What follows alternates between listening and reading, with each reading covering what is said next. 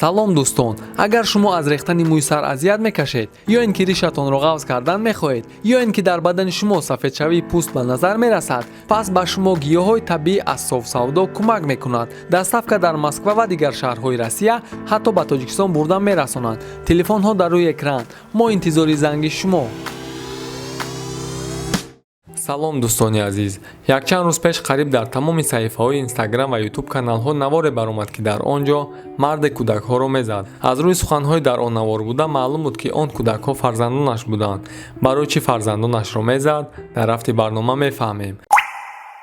дар комментарияҳо ҳар кас ҳар хел фикру ақидаи худро баён мекард. Касе дашном мекарду касе аз нороҳат шуданаш гап мезад. Таби мо нисбати дидани ин манзара хира гашт. Рафтори ин мард тамошобинонро ба ҳайрат гузошт ва шумораи зиёди одамон сабаби рафтори ин мардро намедонистанд. овозае баромад ки гӯё ин мард фарзандонашро мезадаасту ба навор гирифта ба ҳамсараш равон мекардааст, то ин ки ба ӯ пул равон кунад. Бале, ин суханҳо ба мо низ аҷиб менамуд. яке аз блогерони машҳур Диловар Сафаров ба хонае ки дар он кӯдакон зиндагӣ мекарданд рафт ва бо онҳо ҳам суҳбат шуд. биби кӯдакон мегӯяд ки айни ҳол кӯдакон дар тарбияи ӯ ҳастанд ва аз рафтори фарзандаш хабар надоштааст. шумо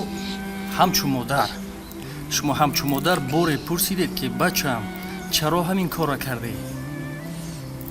ман ин кора ҳамин последниш рӯзи 17 шудагия келинам ман ба фисонд телефон кардиде ман кор мекунам кор мебиям авқотам мекунам бачаҳо нормалӣ баъзе инҳо биём мегӯд ки аям ки дадам я бо ҷанг гуштам бо оштӣ шудам гуфта ханда мекунад инҳо ку ман ба мегӯде инҳо ин хеле задагиша ин хеле корша гап назадааст. ман агар фаҳмам ки ин ҳамин хел мекардагӣ ман худам ҷазоша медодам. Чӣ гуна дастша шикаста мепатуфтам.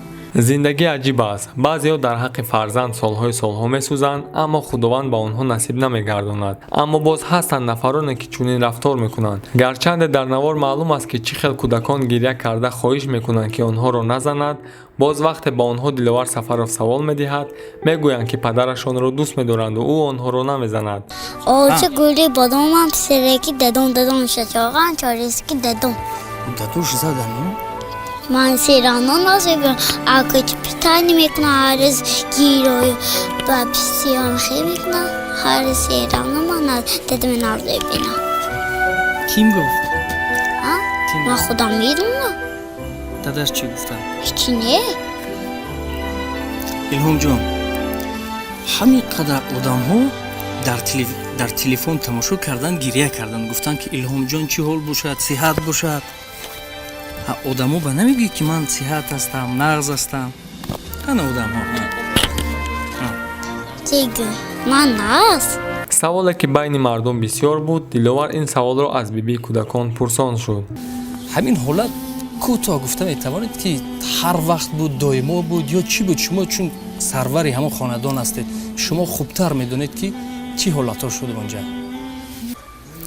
ман гуфтанӣ дорам ки ҳамин падараш ҳамин фарзандош таваллуд шуд родом хушрӯ када мошинаҳо кади бо хурсандӣ оварда бо хонава камераҳо кади хушу хурсандӣ фарзандоша хонава гирон умдагӣ буд ҳар душам. хай зану шавҳар акнун хай ҷанг буду бо ҳар душам меҳрубон буданд. ҳамин хел шуд соли чандам да ҳозир 2 сол шуд ми писарам вай ба фуромад турмо фуромад 2 солу 2 маҳ шист. ҳамин вақтанда келинаш роҳи вай ба рафта гидааст фоҳишагӣ вай.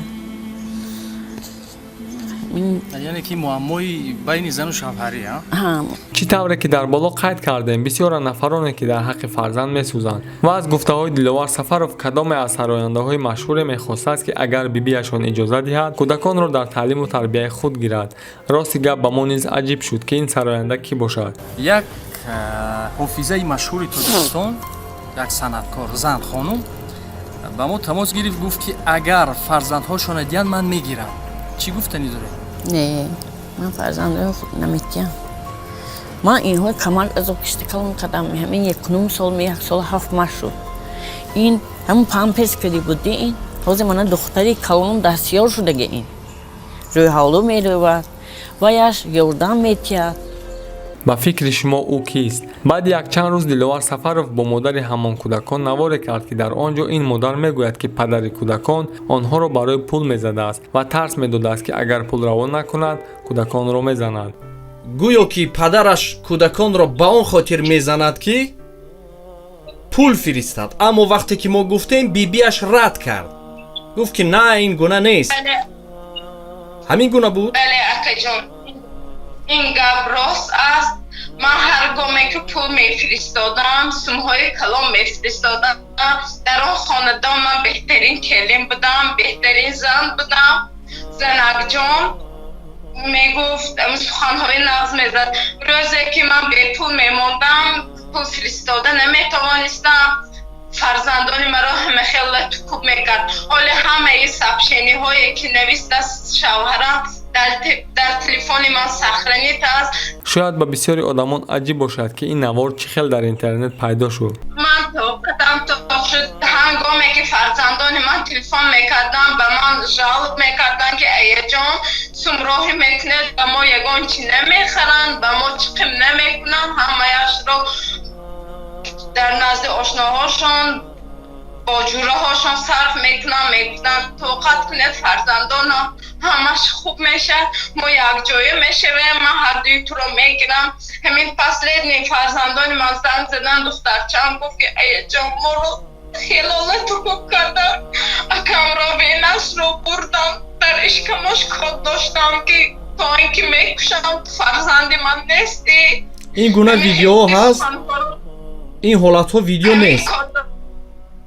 нест акаҷон, дар ман видеовизов кард, нишон дод. ман ҳамчу модар тоқат карда натавонистам ки фарзандонамро ин гуна ҳолат бинам.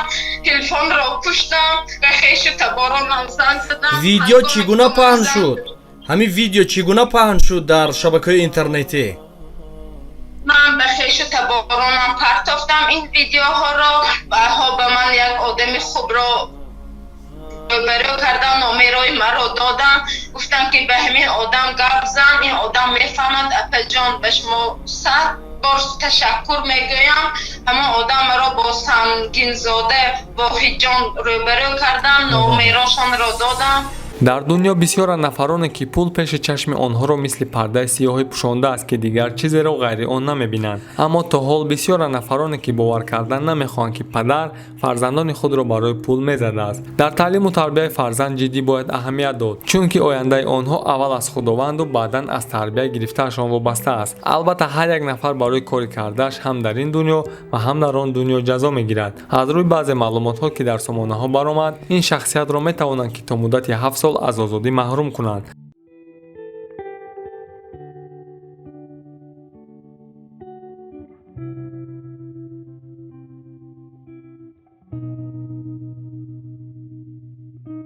фикр мекунем ки касе бадии касеро намехоҳад ва мо бошем мехоҳем ки ҳама волидон болои сари фарзандон бошанду дар таълиму тарбияи онҳо ҷиддӣ аҳамият диҳанд. хайр дӯстон, то барномаи оянда, худованд нигаҳбони ҳар яктаи шумо. фикрҳои худро дар комментария нависед. то барномаи оянда.